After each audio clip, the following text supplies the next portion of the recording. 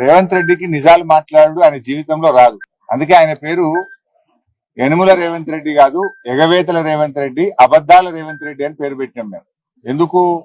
ఇచ్చిన హామీలను ఎగబెట్టింది కనుక ఎగవేతల రేవంత్ రెడ్డి, నోరిప్పితే అబద్దాలు తప్ప నిజాలు మాట్లాడాడు కనుక అబద్దాల రేవంత్ రెడ్డి ఆయన.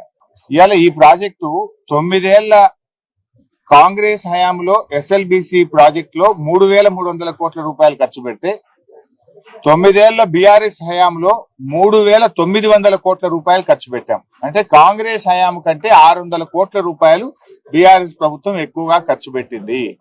మాకు 2 సంవత్సరాలు కరోనా వచ్చి ఉత్తర భారతదేశం నుంచి వచ్చిన కూలీలందరూ కూడా వాళ్ళు వాపస్ వెళ్లిపోయారు. చాలా మంది కూలీలు కరోనా సమయంలో వెళ్లిపోయి పనులు ఆగిపోయినాయి.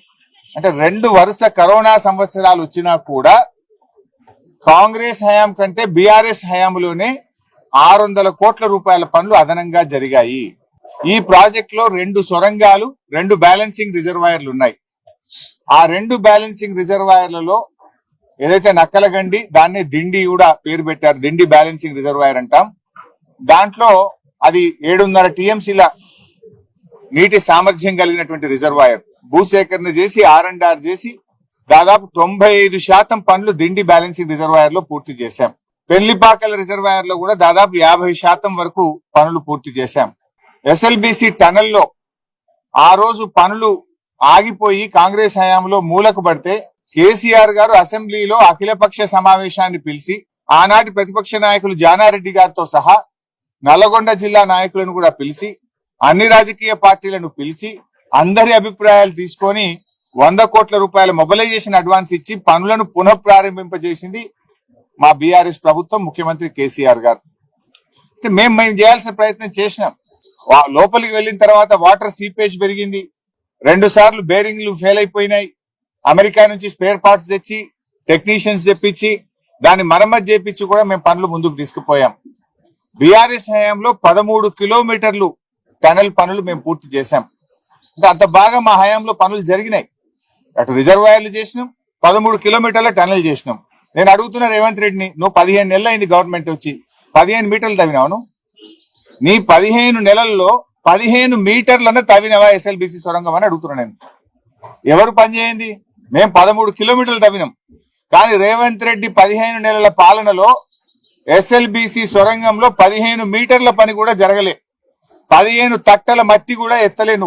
నువ్వా మాట్లాడేది? ఇవాళ మేము కాళేశ్వరంలో 203 కిలోమీటర్ల టనల్ తవ్వాం. పాలమూరు ఎత్తిపోతల పథకంలో 100 కిలోమీటర్ల టనల్ తవ్వాం. మేం పనులు చేసి చూపించాం. ఎస్ఎల్బిసి సొరంగంలో కూడా 13 కిలోమీటర్లు తవ్వాం. 3,900 కోట్ల రూపాయల పనులు బీఆర్ఎస్ ప్రభుత్వం చేసింది. అయినా రేవంత్ రెడ్డి మాట్లాడాల్సింది ఏంటి? ఢిల్లీలో వాళ్ళ ప్రాణాలు ఎట్లా కాపాడుతున్నాం, వాళ్ళ ప్రాణాలు కాపాడడానికి ప్రభుత్వం ఏ రకమైన చర్యలు తీసుకుంటుంది, ఎప్పట్లోగా రిలీఫ్ మెజర్స్ పూర్తవుతాయి, ఎప్పట్లోగా సహాయక చర్యలు పూర్తయి వాళ్ళని బయటకు తీసుకొస్తాము. ఢిల్లీలో నువ్వు అదా మాట్లాడాల్సింది? గత ప్రభుత్వం మీద బురద జల్లే ప్రయత్నం చేస్తావా? అంటే యు ఆర్ ఇన్ డిఫెన్స్. మొన్న కూడా కరీంనగర్ పార్లమెంట్ ఎన్నికలకు పోయి మీ ఓటే విలేయలేదు, మీరు ఎత్తెంత ఏ పోతే ఎంత, నాకు గెలిచినా ఓడినా నా గవర్నమెంట్ పడిపోదు అని ఆడబోయి మాట్లాడొచ్చు. ఏది ఇక్కడ సొరంగంలో ప్రమాదం జరిగి ఇంత జరుగుతుంటే ఆడబోయి ఆ మాటలు మాట్లాడతాడు. ఢిల్లీలో ఏం మాట్లాడతాడు? ప్రధానమంత్రిను అక్కడ ఇంకెవరైనా కలిసినాక మేము ఎస్ఎల్బిసిలో ఇంకా టీమ్స్ పంపమన్నాము, ఎక్స్పర్ట్స్ ని పంపమన్నాము, తొందరగా పనిచేయడానికి సహకరించమన్నాము, వీళ్ళని కాపాడాలని మాట్లాడతావా? నువ్వు గత ప్రభుత్వం మీద బురద జల్లుతావా? అంటే what it shows? You are in defence. నువ్వు తప్పు చేసినావు, నీ ప్రభుత్వం ఫెయిల్ అయిపోయింది, నీ చేతగానితనం వల్ల, నీ ప్రభుత్వ వైఫల్యం వల్ల ఇవాళ 8 మంది ప్రాణాలు గాల్లో ఉన్న పరిస్థితి ఉన్నది. నీ ప్రభుత్వ వైఫల్యం స్పష్టంగా కనబడుతుంది కనుక దాని నుంచి బయటపడడం కోసం రేవంత్ రెడ్డి గారు గత ప్రభుత్వం మీద బురద జల్లే ప్రయత్నం. పోనీ అందులో నిజాలున్నాయా?